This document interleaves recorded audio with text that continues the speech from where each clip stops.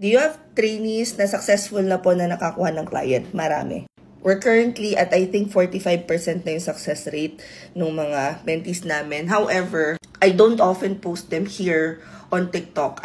It's not even at the top of my list na gamitin as some sort of marketing post. Just because I don't feel comfortable taking credit alone dun sa success nung mga trainees. Kasi nakadepende pa rin yan sa grit at saka sa kanila, kung paano nilang i-apply yung natutunan nila during classroom training. However, I do have what I call Impact Bulletin that I started last January. It's on my Facebook page. Pagkatapos, pag pumunta ka doon sa featured, eto siya.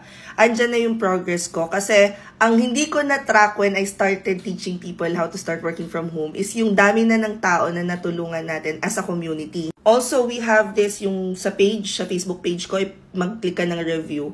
Andyan yung reviews ng lahat ng trainees natin. Halos lahat. Kasi before, I don't fish, I don't fish for like reviews. Pero ngayon, when we started parang taking full advantage of Calendly, meron na siyang after training mag-i-email sa kanila to ask for feedback. But I'm gonna try and tag din yung mga sinaunang tao kong trainee dito sa video na to para lang makita mo rin yung profiles nila and ma-follow nyo din sila. Kasi some of them actually did parang ano bang tawag doon? Document their journey. Ayan. So, makikita mo sa simula't-simula hanggang sa kung ano na yung ginagawa nila ngayon as freelancers, nandun sa mga feed nila. And, at the same time,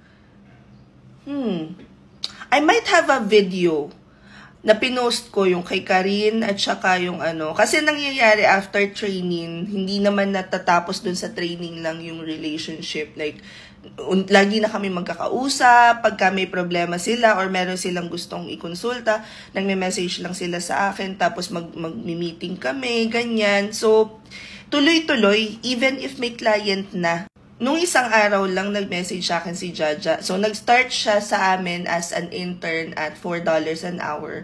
Tapos, after, I think 6 months pa lang, nasa $10 na siya ngayon. And again, I'm not taking credit for this kind of success. Kasi magaling naman talaga siya. Sinabi ko na sa kanya yun, nagsisimula pa lang siya na alam mo malayo mararating mong bata ka. Kasi ang galing niya. Yun lang. So guys, yung mga previous trainees ko, pa-comment naman ako. Please also comment any questions you guys have about working from home. Follow for more work from home. Chismis. Bye!